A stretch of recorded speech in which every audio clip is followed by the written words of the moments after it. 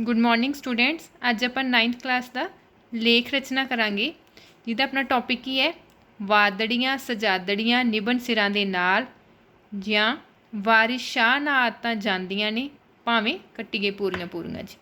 की है जो आप पहला लेख रचना करते हैं तो पहला भूमिका लिखते हैं। भूमिका विच अपना लेख नूं एक लेख का मुੱਢ बजन की कोशिश करते हैं भी आप लेख विच कहना की चाहुंदे हैं। उस तो बाद उहदे वक्-वक् पैरे बना के उन्होंने भागों में वंडिया जाता है तो अंत में उसका सारांश मतलब सिट्टा कढ़िया जाता है, सारे लेख का निचोड़ कढ़िया जाता है। ये जिहड़ा लेख है ये की दस्सिया गया वादड़ियाँ सजादड़ियाँ निबन सिरां दे नाल मतलब मनुख दी जिहड़ियां आदतां है वो मरदे दम तक नाल जांदियां या जिवें वारिस शाह नाल आदतां जांदियां ने भावें कट्टीए पूरियां पूरियां जी। मतलब व्यक्ति नूं भावें टोटियां टोटियां च कढ़ दो पर जिहड़ियां दी आदतां है उहदे नाल ही जाणगियां, चाहे चंगियां चाहे बुरियां।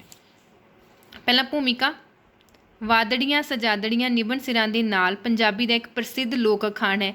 सरल ते ठेठ शब्द विच इसका भाव है कि आदतां मरदे दम तक आदमी दी नाल जांदियां हन। मनुख इन्हां तो कदी भी छुटकारा नहीं पा सकदा। जिवें रेत उत्ते तुरिया पैरां दे निशान रह जांदे हन तिवें ही काम कीतिआं उसदा संस्कार मरण उत्ते रह जांदा है। उस काम नूं बार बार कीतिआं वो संस्कार भी पक्का हो जाता है। इन्हां पक्के होए संस्कारां नूं ही आदतां कहा जाता है।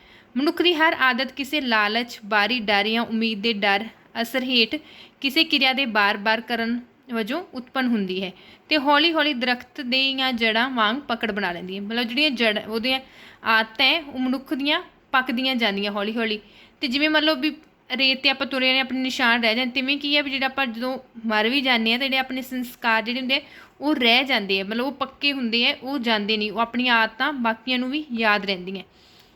आदतां ते आचरण आदतां बहुत हद तक मनुख के सुभाਅ ਅਤੇ आचरण की तस्वीर ਹੁੰਦੀਆਂ ਹਨ। मनुख ਦੀਆਂ आदतां का समूह ही मनुख का सुभाਅ है। सुभाਅ का अक्स ही उसका आचरण है। किसी मनुख ਦੀਆਂ आदतां तो ही उसका आचरण अनुमान लगाया जा सकता है। कहण तो भाव है कि मनुखी आचरण आदतां का ही समूह मात्र है। जिस मनुख ਦੀਆਂ आदतां चंगियां ਹਨ वो उच्च आचरण का स्वामी है। उस पासों चंगे वरताव की आस की जाती है। बुरीआं आदतां वाले मनुख नीवें आचरण के हुंदे हन। अजिहे मनुखों तो पहले ही माड़े कामां की संभावना हुंदी है। कहण तो भाव है मनुख का बहुता जीवन उसकी आदतां के तुरे दुआले घूमदा है। मतलब कि जिहड़ा मनुख का सुभाਅ हुंदा है आचरण हुंदा है उही उहदा आदतां हुंदियां। मतलब उहदे आचरण च उहदियां आदतां झलकदियां। जेकर मनुख का जीवन बहुता मतलब की है भी जिहड़ा जीवन है वो आदतां दे दुआले घूमदा है। मनुख जिहो जिहा महसूस करदा जिवें दी आदतां हुंदियां उस तरह उहदा सुभाਅ बन जाता है।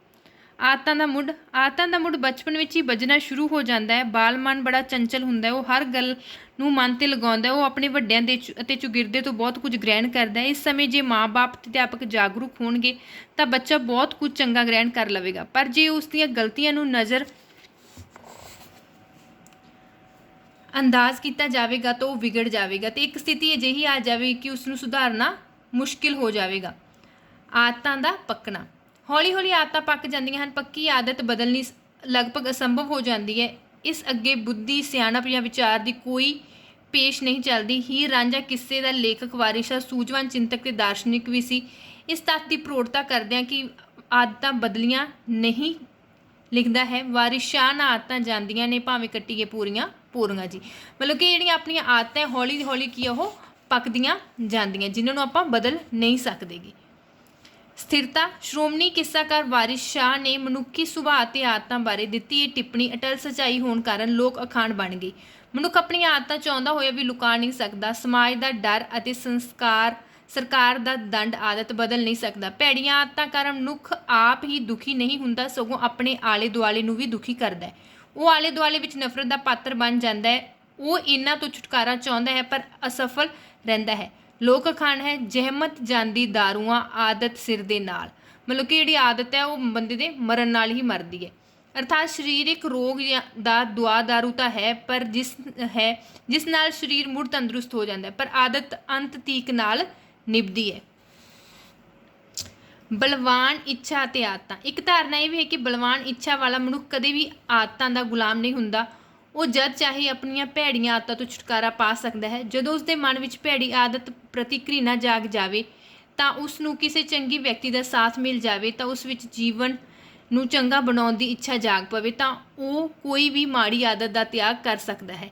ये सच है कि असंभव शब्द मूर्खां दे कोश विच है। दुनिया विच कुछ भी असंभव नहीं। इच्छा शक्ति विच वड्डी ਤਾਕਤ ਹੈ, ਪਰ ਬਲਵਾਨ ਇੱਛਾ ਵਾਲਾ ਵਿਅਕਤੀ ਬੁਰੀਆਂ ਆਦਤਾਂ ਤੋਂ ਛੁਟਕਾਰਾ ਪਾਉਣ ਦੀ ਥਾਂ ਬੁਰੀਆਂ ਆਦਤਾਂ ਪੈਣ ਹੀ ਨਹੀਂ ਦਿੰਦਾ।